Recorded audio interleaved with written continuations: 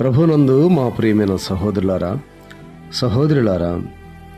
మార్చి 17వ తారీఖున దైవమర్మములు అనే పుస్తకంలో నుండి రోమీలకు రాసిన పత్రిక 6వ అధ్యాయము 5వ వచనం. ఆయన మరణం యొక్క సాదృశ్యమందు ఆయనతో ఐక్యము గలవారమైన ఎడల ఆయన పునరుద్ధానము యొక్క సాదృశ్యమునందును ఆయనతో ఐక్యము గలవారమై ఉందము. మనము ప్రతి విషయంలోనూ వ్యక్తిగతముగాను సంఘమునందును యేసు ప్రభును శిరస్సుగా నుంచుకొనుటకు నేర్చుకొనవలెను.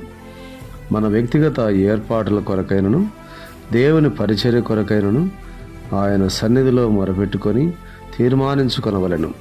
సాధారణముగా పెద్ద సమస్యల నిమిత్తము మనము ప్రార్థించదము కానీ చిన్న విషయముల కొరకు ప్రార్థించము. ఆదివారపు పరిచర్యల కొరకై 2-3 పర్యాయములు ప్రార్థించదము కానీ బహిరంగ సువార్త నిమిత్తము ప్రార్థించము. మనము వ్యక్తిగత కుటుంబ సంఘ జీవితములలో ప్రతి విషయములో ప్రభువును సంప్రదించవలెను. అప్పుడే నూతన జీవము మనలోనికి, కుటుంబంలోనికి, సంఘములోనికి ప్రవేశించును.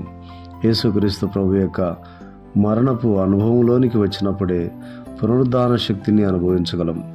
మనం తిరిగి జన్మించినప్పుడు ప్రభు అయిన యేసుక్రీస్తు యొక్క మరణ పునరుద్ధానంలోనికి మనము అంటుకట్టబడినప్పుడు పులుపు పండ్లు ఫలించు చెట్లు, తీయటి పండ్లను, చిన్న ఫలములు ఫలించు చెట్లు పెద్ద పండ్లను ఫలించును. ప్రభు అయిన యేసు మన పాపములను క్షమించటం మాత్రమే గాక ఆత్మీయంగా మనలను ఆయన మరణపు స్థాపన పునరుద్ధానంలోనికి బాప్తిసమునందు అంటుకట్టి మన పాత స్వభావమునకు చనిపోగలుగునట్లు చేయుచున్నాడు. దేవుడు మనకు సహాయం చేయనుగాక. ఆమెన్.